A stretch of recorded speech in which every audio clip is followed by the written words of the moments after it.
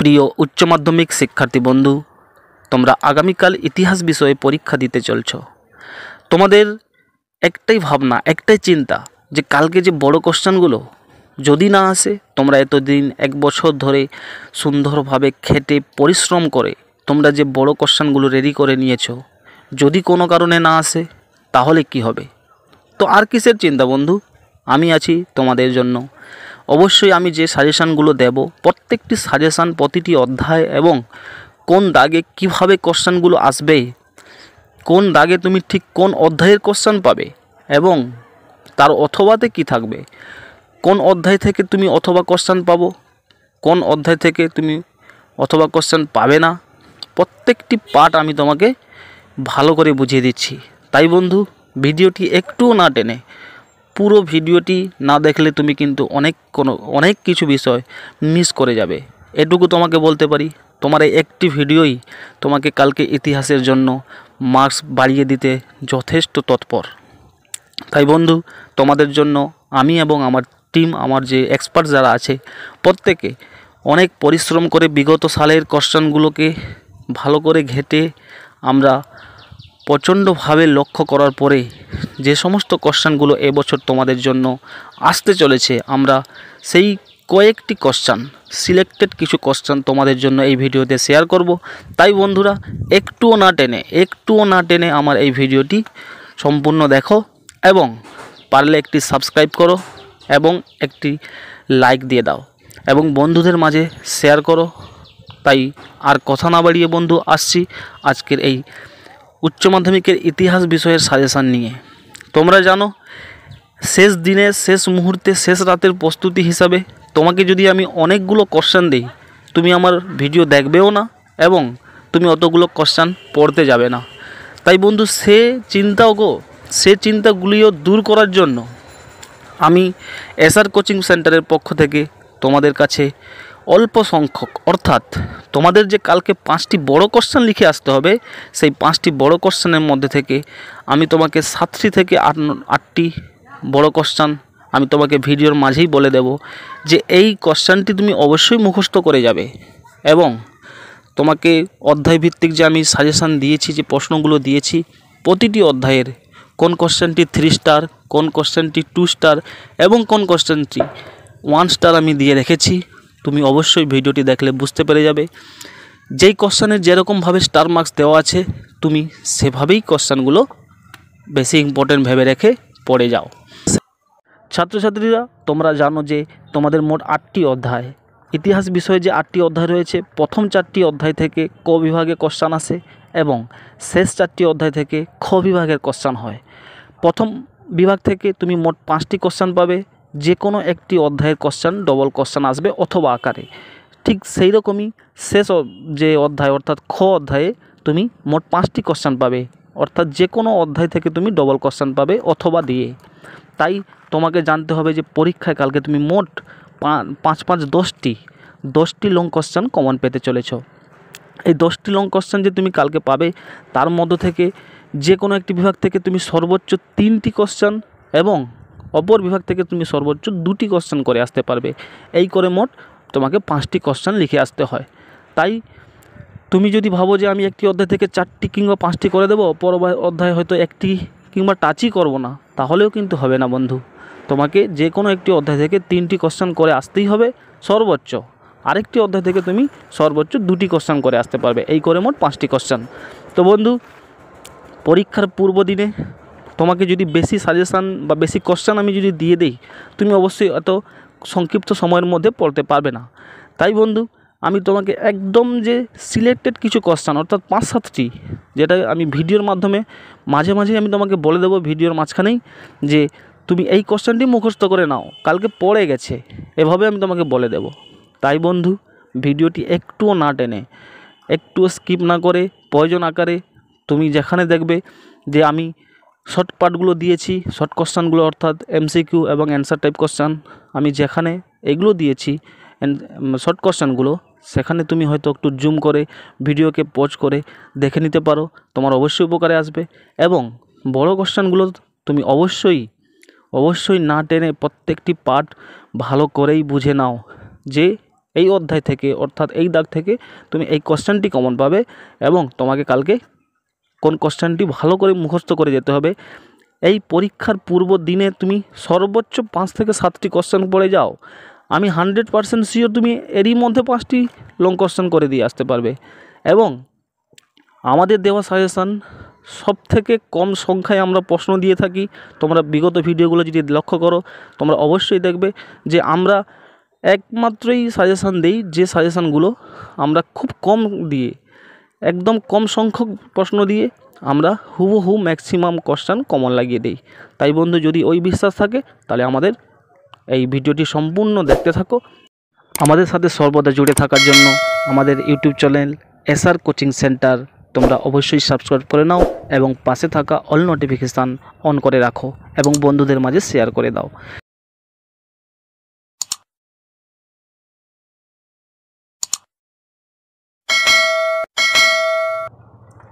প্রথম অধ্যায়ে তুমি যে কালকে বড় কোশ্চেনটি হুবহু কমন পেতে চলেছো সেটা হচ্ছে জাদুঘর বলতে কী বোঝো, জাদুঘরের প্রকারভেদ এবং অতীত পুনর্গঠনে জাদুঘরের ভূমিকা কি আলোচনা করো।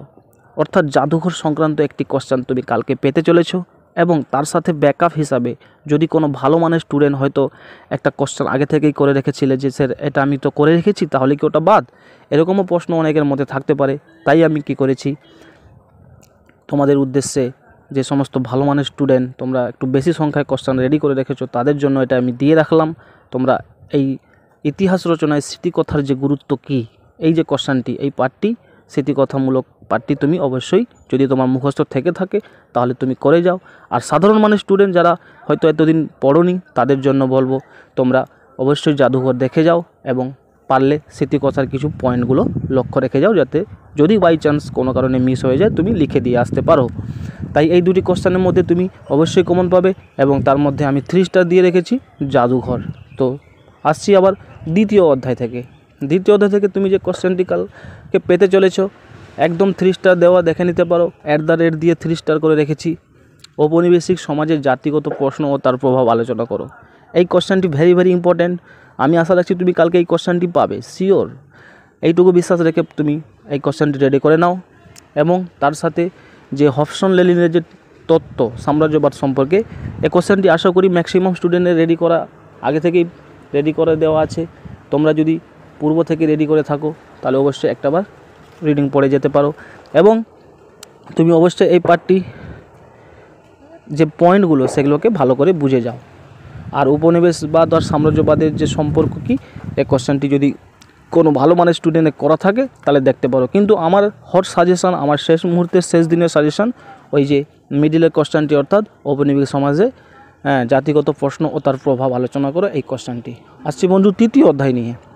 তৃতীয় অধ্যায়ে তুমি যে কোশ্চেনটি কালকে হুবহু কমন পেতে চলেছ, ভারতে অবশিল্পায়নের কারণ ও অর্থনৈতিক প্রভাব। অর্থাৎ ভারতে অবশিল্পায়ন যে পার্ট, এই পার্ট থেকে তুমি একটি কোশ্চেন পাচ্ছ এবং তার সাথে ক্যান্টন বাণিজ্যের বৈশিষ্ট্য তুমি দেখে যেতে পারো। আমি 2 স্টার করে রেখেছি, অর্থাৎ এটা অনেকটাই ইম্পর্টেন্ট রয়েছে।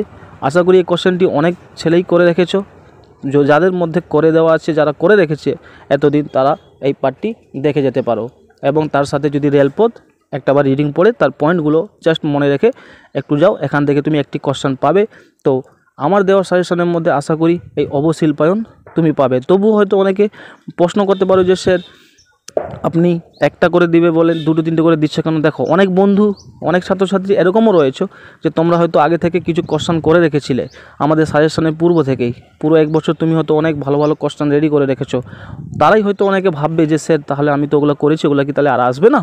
তাই যাদের রেডি করা আছে ভালো কোশ্চেনগুলোর মধ্যে ইম্পর্টেন্ট আসা যে কোশ্চেনগুলো, সেগুলো যাদের মধ্যে রেডি করা আছে, যে সমস্ত ভালো মানের স্টুডেন্ট, তারা যাতে না বিভ্রান্তির মধ্যে পড়ে, তাই আমি এক্সট্রা দিয়ে রেখেছি। কিন্তু আমার দেওয়া সাজেশন 3 স্টার যেগুলো, সেগুলো তোমাকে মুখস্থ করে যেতেই হবে।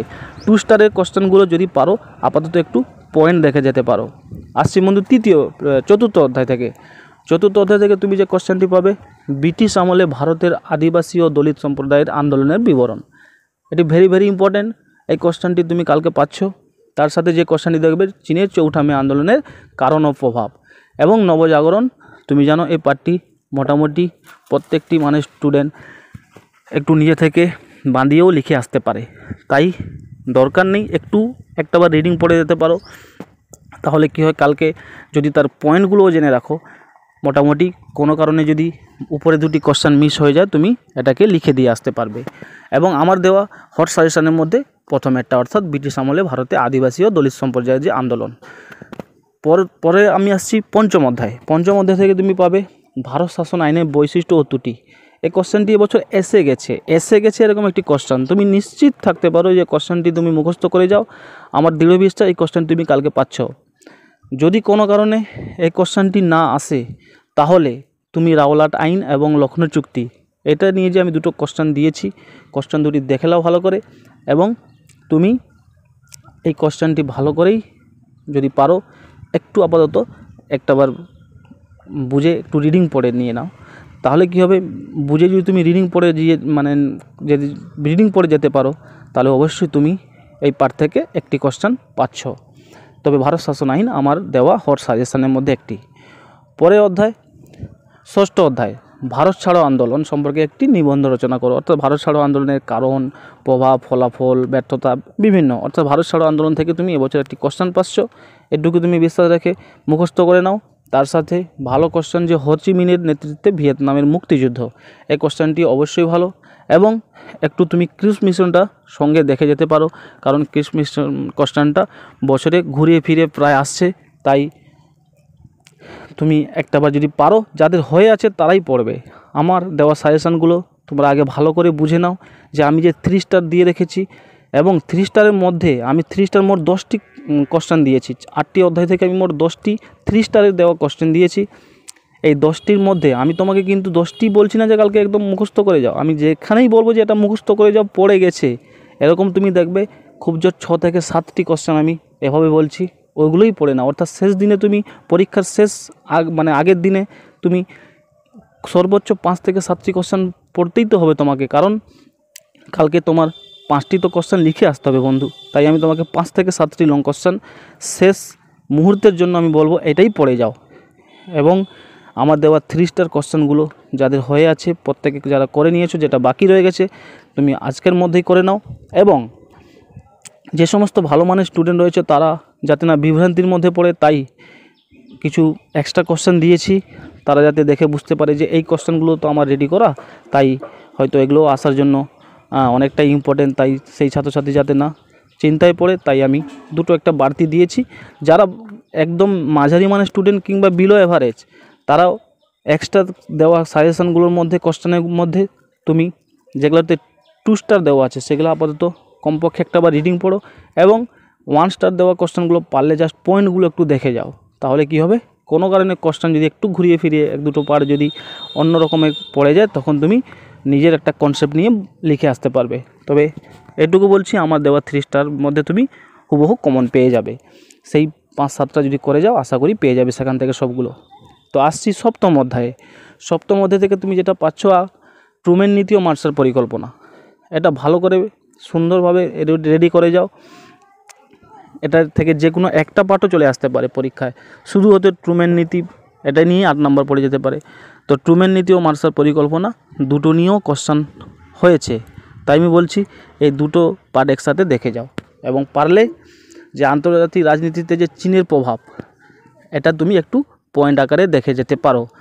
এবং জোট নিরপেক্ষ নীতি, এটাও আমি দেখো 2 স্টার দিয়েছি। যাদের করা আছে তারাই দেখবে, যাদের করা নেই ছেড়ে দাও, আর করার দরকার নেই। আমি এই জন্যই বারবার বলছি যে আমার ভিডিওটা ভালো করে লক্ষ্য করে দেখতে হবে, কারণ 3 স্টারগুলো অবশ্যই তুমি ভালো করেই মুখস্থ করবে।